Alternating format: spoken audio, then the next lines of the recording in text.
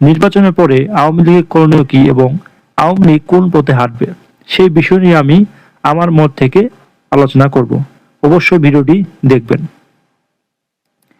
আপনারা জানেন 24 সালের পর থেকেই আওয়ামী লীগের যে বর্তমান অবস্থা সেটি বাংলাদেশের ইতিহাসে সবচেয়ে নিচে, যা কখনোই কোনো ব্যক্তি, আওয়ামী লীগের যে সভানেত্রী শেখ হাসিনা রয়েছেন বা বিশ্বের কোনো মানুষ কখনোই চিন্তা করেনি আওয়ামী লীগের পতন এত নিম্নভাবে হবে এবং জঘন্যভাবে হবে।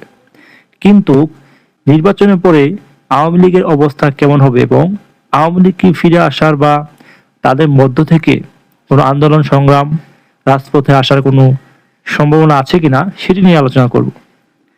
আপনারা জানেন বর্তমানে বাংলাদেশের প্রেক্ষাপট, বাংলাদেশের যে অবস্থা সেটি কিন্তু আওয়ামী লীগের জন্য অনেক ধরনের অনেকভাবেই কঠিন চ্যালেঞ্জের মুখে পড়বে আওয়ামী লীগ। একটা বিষয় চিন্তা করে দেখেন, বাংলাদেশের ইতিহাসে এতটা নিষ্ঠুর, এতটা অমানবিক এবং বাংলাদেশের আওয়ামী লীগের প্রতি এতটা ঘৃণা কিভাবে জন্ম নেয়, যেটি বঙ্গবন্ধু যে বাংলাদেশের স্বাধীনতা যে রাষ্ট্রনায়ক, যার জন্মের পর থেকেই বাংলাদেশের মানুষ স্বপ্ন দেখা শুরু করেছিলেন এই বাংলাদেশ একদিন স্বাধীন হবে। সেই বঙ্গবন্ধুর হাত ধরেই বাংলাদেশ স্বাধীন হয়েছে।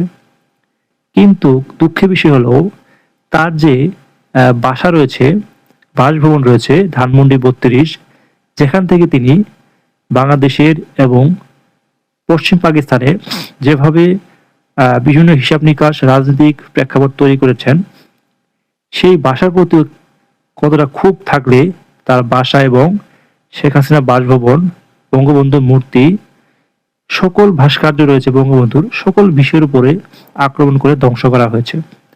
কতটা মনের ভিতরে আক্ষেপ থাকলে, রাগ থাকলে, অভিমান থাকলে এই কাজটা করতে পারে।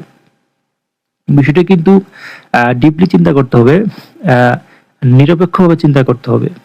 কারণ সব সময় রাজাকার পাকিস্তানি আখ্যা দিয়ে সকল বিষয় কিন্তু ধামাচাপা দেওয়া যায় না। মানুষ এখন বুঝে, সকল বিষয় মানুষের বোঝার ক্ষমতা রয়েছে। সেজন্যই সকল বিষয়ের উপরে এই ধামাচাপা দেওয়ার যে টেক লাগানো, এটি কখনো একটি দলের জন্য ভবিষ্যতের জন্য ভালো কিছু বয়ে আনবে না। আপনাকে কাউকে দমাতে হলে নির্দিষ্ট বিষয়ের উপরে রিসার্চ করে তাদেরকে দমাতে হবে, এছাড়া কোনোভাবেই সম্ভব নয়। বাংলাদেশে যে প্রেক্ষাপট তৈরি হয়েছে, নির্বাচনের পরে আওয়ামী লীগের ফিরে আসার সম্ভাবনা সবচেয়ে বেশি। কেন বেশি সেটি একটু আমি আলোচনা করি। তা হচ্ছে নির্বাচনের পরে যখন একটি ভোটে নির্বাচিত সরকার গঠন করা হবে, তখন আওয়ামী লীগ কিন্তু এখনো বসে নেই। বিভিন্ন আমেরিকা, লন্ডন, ভারতের যে দূতাবাস রয়েছে সেখানে চিঠি প্রেরণ করছে। চিঠির মাধ্যমে বিভিন্ন বার্তা দিচ্ছে যেন আওয়ামী লীগের উপর যে কার্যক্রম নিষিদ্ধ রয়েছে সেটি যেন প্রত্যাহার করা হয় এবং আওয়ামী লীগের যে নির্দোষ বা যে ব্যক্তিগুলো কোনো অপরাধ করেনি তারা যেন এই আওয়ামী লীগের রাজনীতি করতে পারে। সেজন্য তারা লন্ডন এবং বিভিন্ন জায়গায় চিঠি প্রেরণ করছেন এবং সেই সাথে ভারতের সাথে ভালো একটি সম্পর্ক রয়েছে আওয়ামী লীগের। তারা আওয়ামী লীগের হয়ে বিভিন্ন জায়গায় তদবির করছেন। সেটি কিন্তু এটি বুঝতে কিন্তু সায়েন্স রকেট কিচ্ছু বোঝা লাগে না, সায়েন্টিস্ট হওয়া লাগে না, সেটি আপনারা অবশ্যই বুঝেন। কিন্তু বাংলাদেশের যে প্রেক্ষাপট তৈরি হয়েছে, এই জন্য আওয়ামী লীগের যে নির্দোষ এবং যে নেতাকর্মীগুলো জেলে রয়েছেন এবং বাংলাদেশের বিভিন্ন জায়গায় অবস্থান করছেন, যাদের কোনো নামে হত্যা মামলা নেই, দুর্নীতি মামলা নেই, তাদের মাধ্যমে কিন্তু বাংলাদেশের আওয়ামী লীগের রাজনীতি শুরু হবে। বর্তমান যারা আওয়ামী লীগের যে প্রধান রয়েছিল তারা যে দেশের বাইরে চলে গিয়েছে, তারা কিন্তু এই দেশে আসবে না এবং আওয়ামী লীগ ক্ষমতার আসার আগ মুহূর্তে তারা আসবে না।